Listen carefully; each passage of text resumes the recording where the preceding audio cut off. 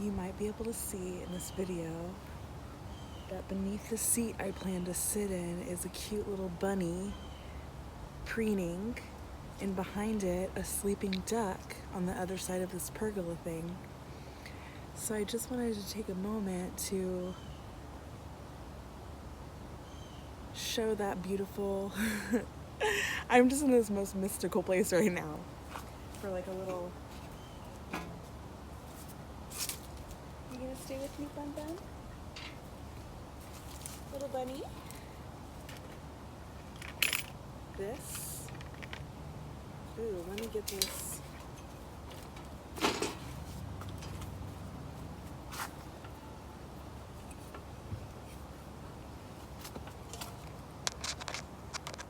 Okay, my microphone wouldn't reach if I was able to show the bunny and the duck in the shot, and they were going to be under my feet anyway, so I took them out. But they're adorable, and I will include some clips of them in this video. Now this is goose protection in case, in case the bossy goose comes around. This is my tool. This is my deterrent. So I'm gonna set up and just enjoy this beautiful weather. I'm not gonna talk for the setup, and then I'll do the reading. Some bugs crawling under here. We're in nature, y'all.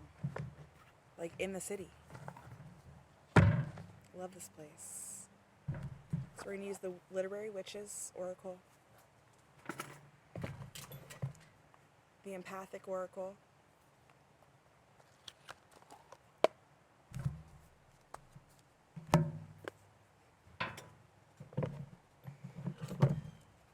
postcards from the liminal space,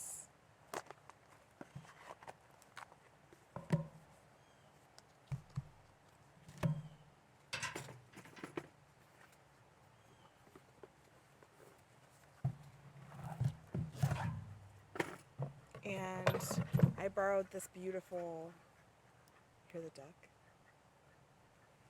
Hi, kitty. Hi, kitty. Okay, y'all. Let's get a close-up.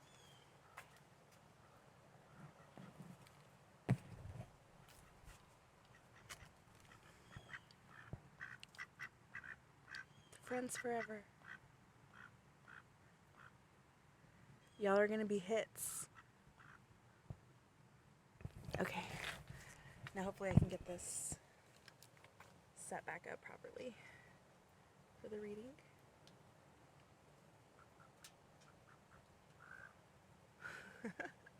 This was a huge mistake. Okay. A little crooked there.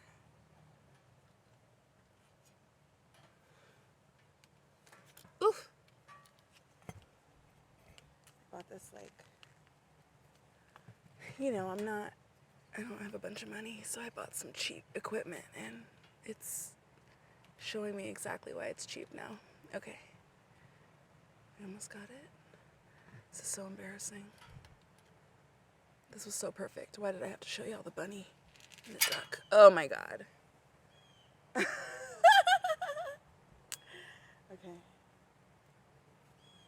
This is cute, right? Y'all like this kind of content? I would. Alright. Let's see. All I need to... Oh my god, now all the legs are falling off.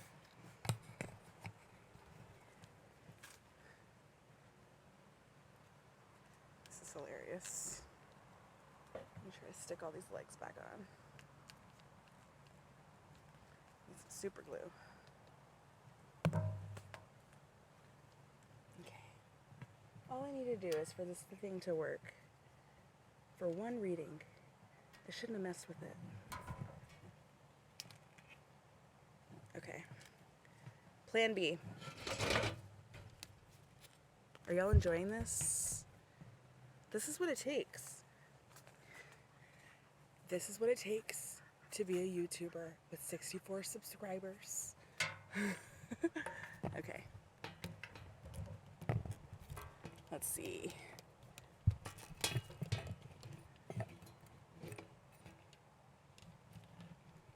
I knew I should have brought the big ring light stand.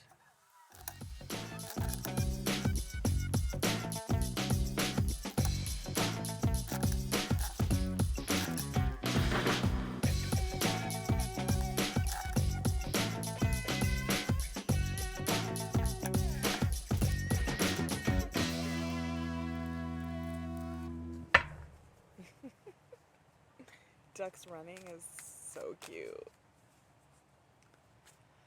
There's a couple ducks, a goose, a bunny, a tortoise. I haven't seen the tortoise. There's the biggest koi fish I've ever seen in my life. All right.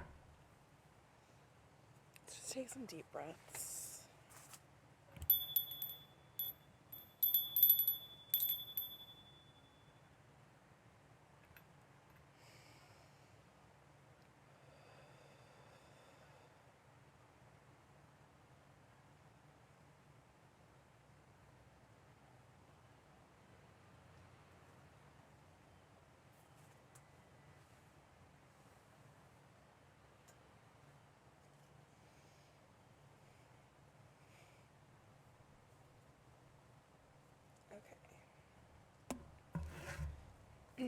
Start with the Literary Witch's Tarot, or Oracle rather,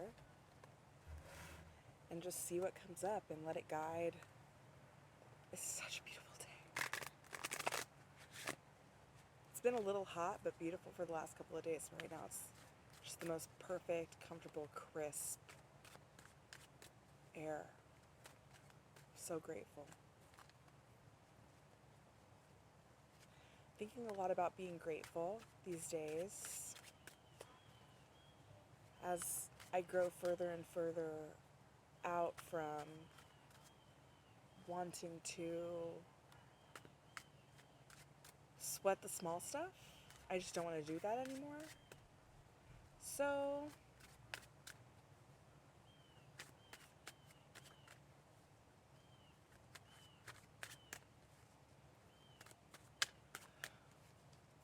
best way to do that is to get into gratitude. It's really hard to be annoyed when you're just sitting there being grateful, from what I found.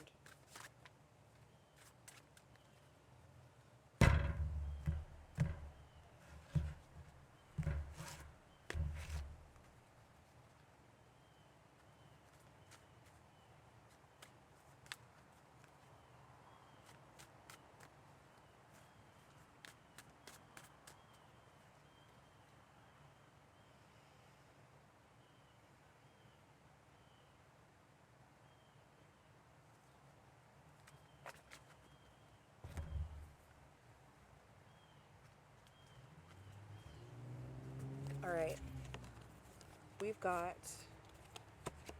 Emily Dickinson, The Soul, Boar, and Charlotte Perkins Gilman, Freedom. I love both of these authors. Tell the truth, but tell it slant. And if you haven't read The Yellow Wallpaper, well, it's short. All right, Emily Dickinson.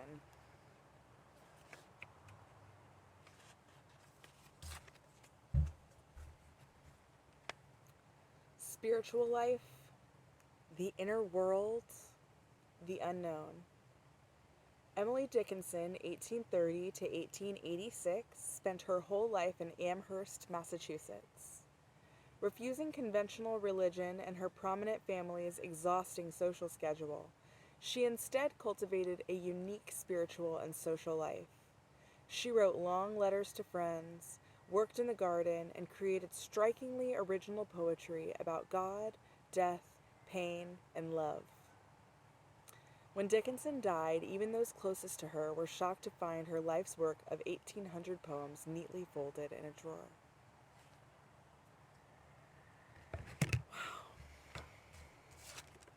Bore.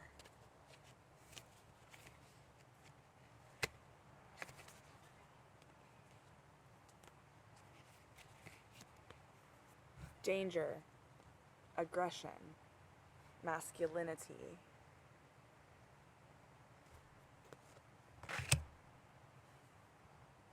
And Charlotte Perkins Gilman.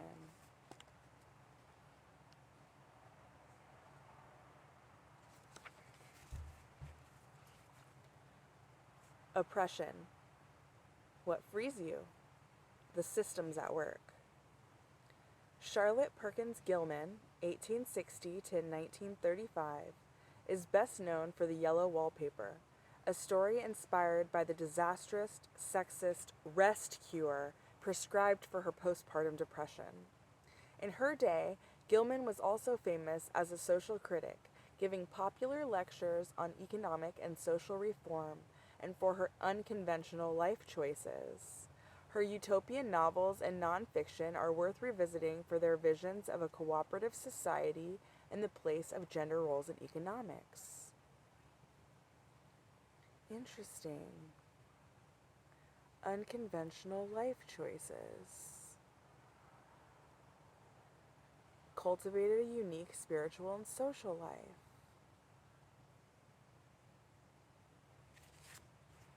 What was Bohr again?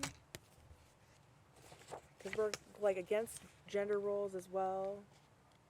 Danger, aggression, masculinity. Neither of these women, when they stepped outside of their gender roles or the conformity of their time, stepped into masculinity as an opposing force, right? So many of my already been watching me watchers know that I am genderqueer, transgender. My pronouns are they and them. And while I'm pretty femme presenting, I identify as a mother, and I have long hair. I do enjoy some masculinity, but I don't want to be a man, right? It's not an issue of one or the other. The binary is very constricting. And what I see from these people is that they're very constricted by their social norms, and they use their art as a way to ascend out of and beyond, or to not escape, but remove themselves from the dominion from within their mind and within their artistry. Like, they're not under a patriarchal dominion. They have chosen a more internal, more artistic, less societally prescribed life. They didn't go into the masculinity. They didn't pick up dangerousness or aggression. They just took an alternative path. So that's what I get out of those.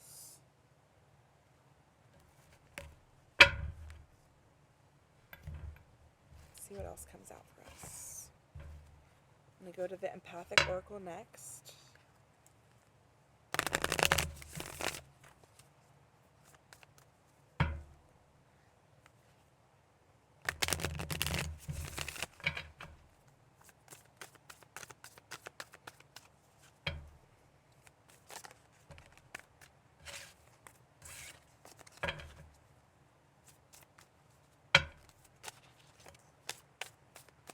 Number 54, your story. These people wrote their own stories. You know? It's got this amethyst geode here, keeping me company with sunstone. A little black obsidian.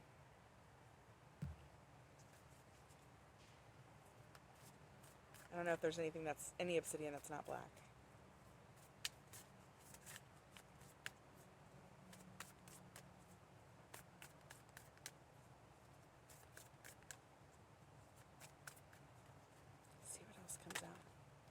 Heart chakra. This, I recently watched a reader say, is the most open, most diversely capable chakra of our body, right? It absorbs and exudes from all directions. The heart chakra is very capable, and that's really traditionally associated with the heart is traditionally associated with the feminine. I'm getting a lot of divine feminine vibes. I mean, in all fairness, I did pull out the Literary Witches Oracle, but there's a lot of women that appear in that deck that aren't so contrary to their societally prescribed whatever.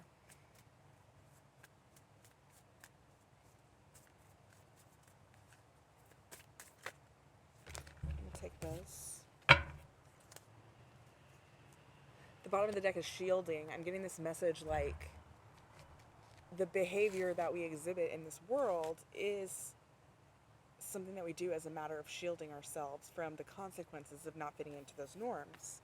We have the number 56 stuck card, which gives me that same vibe, stuck and shielding, right? Because if you're shielding yourself from what's attacking you, you're not in the offensive, you're in the defensive, you're shielding yourself, you're stuck in a position until you find a way out.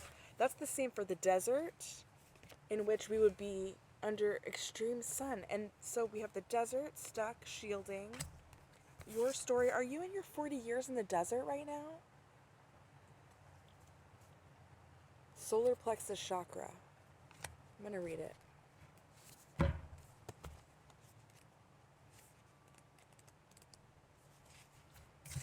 Energetic color, yellow.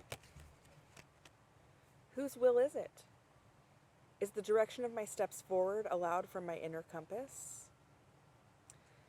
The third chakra is where we experience the truth. Now, the third chakra is where we experience the truth of our will. To be able to make choices from a place that is absent of fear. Let me start over. I'm getting ahead. The third chakra is where we experience the truth of our will. To be able to make choices from a place that is absent of fear, worry, or judgment is a gift that allows us to see and learn the unfoldment of the investment of our energy. See and learn the unfoldment of the investment of our energy. Because when you invest, you don't see immediate results. Investments are for the long term, right? So as we invest our energy into changing how we live for society, into how we live for ourselves, we're watching the unfoldment of our authenticity. And we invest our energy into continuing to unfold it. It's like rolling out a rug, right? We want to see the whole rug. Let me not bang the table. From this space, we soon learn to adjust all aspects of movement and thought into energetic manifestation. That's funny, I looked at a card that I dropped earlier. It was the manifestation card. Oftentimes, our will feels challenged because of religious beliefs, societal rules, or even the projected fears of others. Was that not what I've been talking about this whole time? Oftentimes, our will feels challenged because of religious beliefs, societal rules, or even the projected fears of others, and we may make a choice that serves them instead of our own needs. As empaths, we feel this drive within very deeply. To understand the power of choice, especially when we sense the do as I say, not what I do from others, becomes the quest. So, to understand the power of choice becomes the quest. Often, even a simple drive to experience makes many empaths quickly notice all the cords of attachment the false will. Let me read. Even a simple drive to experience makes many empaths quickly notice all the cords of attachment to the false will needs of others.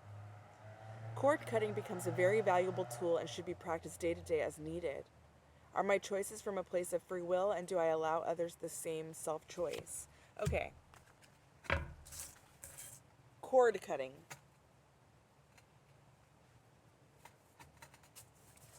I haven't started practicing cord cutting much on my own because I am a little scared of it. Because I don't want to use like magical practices I don't feel totally comfortable with, or that I don't feel like I understand them enough to know that I'm safe while I'm doing them. So I haven't started practicing, but I have been reading about it, and this says cord cutting should be part of a daily, and societal attachments, our wills. Okay, let me slow down.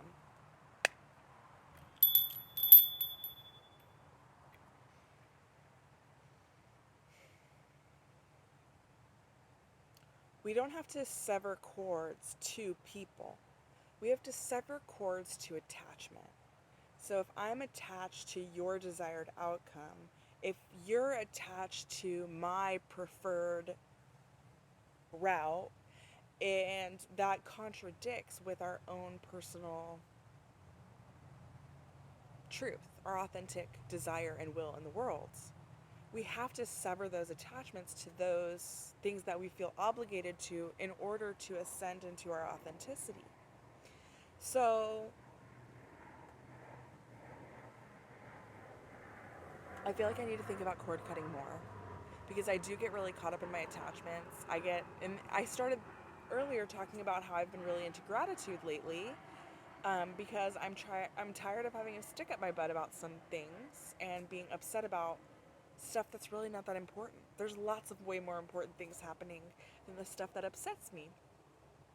So, I see cord cutting as a potential practice for me to manifest my lack of attachment to certain things, outcomes that don't interact with my own personal preferences, will, authenticity, needs, however you want to put that out. So instead of, this is like hermit energy, the desert, shielding, stuck. This is where we investigate our own story, where we open up our heart and heal it, and where we learn to attach and detach at will based on what our needs are. At the bottom of the deck is the specialness card. Oh, underneath that is manifestation. Don't resist this process, okay?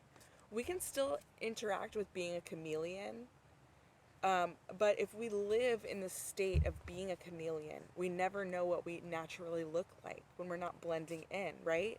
So we have to go through this winter. We have to travel through these mountains. We have to work on detaching our self from the things that are preying on our energy, so that we can use our energy to manifest a higher vibration for ourselves and for the world. I'm always talking about this. As we ascend, as we raise our vibrational energy, as you do that, you, one individual, are literally raising the vibration of the planet through its average, right? Every little step that you take to be better for yourself, to be better for others, is literally helping the entirety of humanity.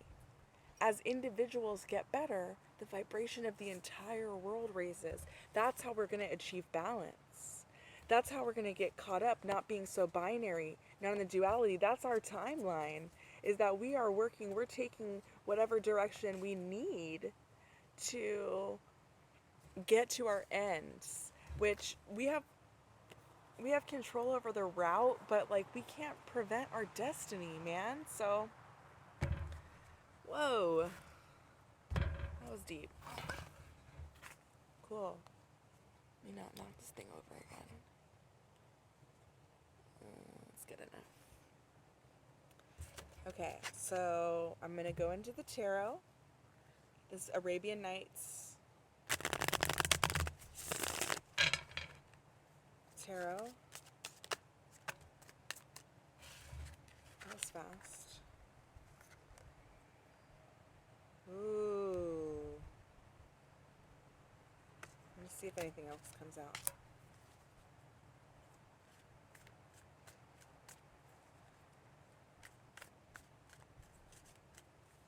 So I'm getting the sense that we have to look at this hermit sitting out in the wilderness alone on a bench. Old, it's the King of Wands. So I don't know if it's... So this hermit, we have to go down into that hermit mode. That's the King of Wands. The next card that came out is the Knave of Wands. As we go out there, we take our wisdom and our experience and we go into hermit mode and we process. We work through, when I say we process, it was 22:44 on the timer. We work through whatever it is that makes us think that we're done and help ourselves recognize that we're not yet the king, right? We've processed new wisdom. There's a new youth about us. We realize we're at the bottom of a staircase now. Instead of just resting, chilling at the top, what next? We take time apart, we process our experiences, we learn, we apply that wisdom experience to turn it into knowledge so that we can make new decisions. And we take our refreshed, revitalized, youthful self that does not know everything, and we look back into society and we say, how can I be in it, not of it, part of it, a contributor, but also honor myself so that I can ascend back to this point again on the next phase of my journey and then continue this repetitious cycle. Now, take rest with trusted. This is the Four of Swords. There's stability in resting. You don't have to be balls to the wall every day. In fact, I wish I had my daily reader out here. It's called Blues Ain't Nothing But a Good Soul Feeling Bad. And the November 23rd entry, I'm recording this on November 23rd, is all about, like, you don't have to constant. And, you know, I went to a therapy session on Friday before this trip, and I said, okay, I'm not going to see you for 2 weeks for Thanksgiving and stuff like that. So what's the next tangible step of my mental health journey I should be focused on in this time? And she goes, stop striving. Stop striving. If you've made progress, you need to be able to, God, what's the word I say process, but what the process that I'm talking about is when you, like, review something so that you can internalize it. Maybe process and internalize. I don't know. I think there's, like, a more concise word that I'm looking for, but it's not coming. But we have to rest. Our very trusted confidants, and sometimes that confidant might be just our ancestors, might be God, source. There might not have to be another human being. I mean, I've been here for a couple of nights at this beautiful, like, it feels like this, right? Like this scene exactly. And I took all of this whole pandemic time that I'm taking a rest from, being a stay-at-home parent now instead of teaching, and all the things that I'm doing to protect my family, and all the wise choices that Spirit, the divine source, has inspired me to make for myself. And now I'm out here processing where's my new beginning?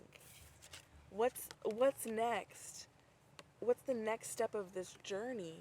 So here I am resting, processing through, so that I can turn from this older, like, end of a cycle into this younger, fresher beginning of the cycle. Oh, and the Ace of Wands, the new beginning, is at the bottom of the deck. I can't make that up. So we have the King of Wands, the Knave of Wands, and right, that's slowing down. The King of Wands is like at an end of a destination. Wands is like action, movement. When you're at the end, you go like, what now? This Knave is like younger and earlier. It's slowing down. It's like, okay, what do I need to do? I need to slow down for this new beginning, or I'm going to miss it. So I'm going to rest and slow down for this new beginning so that will come. And I'll know the divine inspiration within me will tell me what the next right move to make will be. You know what I'm saying? Wow. The Knight of Wands is right underneath that. You really can't make this stuff up. Eight of Swords in reverse. People helping each other again. Some swords is like that mental battle, the mental energy, but I like to think of sometimes the swords being like just parsing through what's going on in the mental space. Okay, we're going to finish up with postcards from the liminal space. I like to call these the cards that'll hurt your feelings, but like in the best way.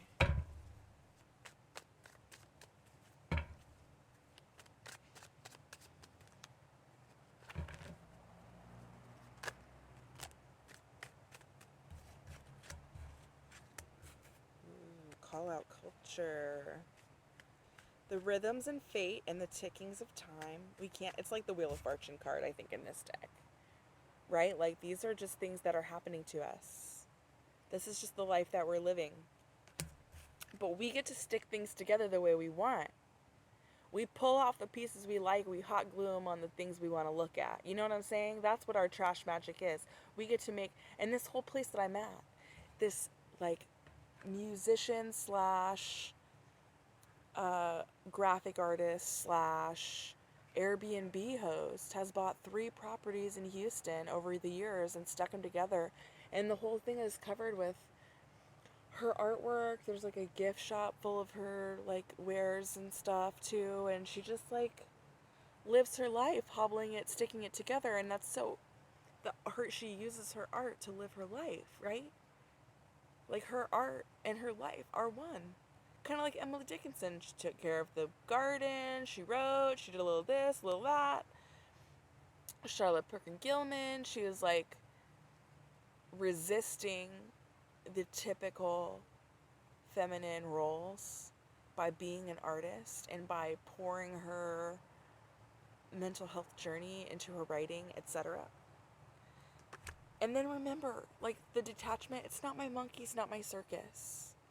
What's going on with other people has absolutely nothing to do with us. Something we did might have triggered, there might have been something going on like that. But in all reality, like, their ability to be triggered had nothing to do with us. We might make mistakes, we all do. But when it comes to other people's problems, the things that they need to solve for themselves and stuff like that, like, it's not my monkey, it's not my circus. Gotta let those things go. They'll come back around if they're supposed to.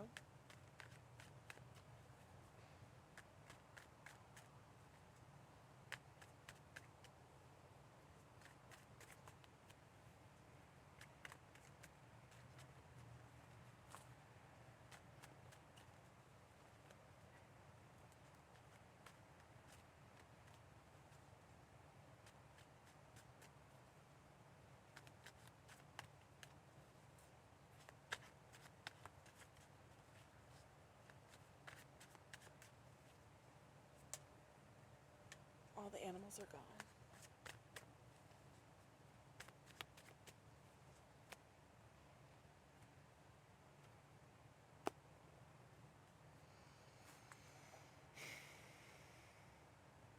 That was great. Thank you. Thanks for sharing this space with me. Be blessed.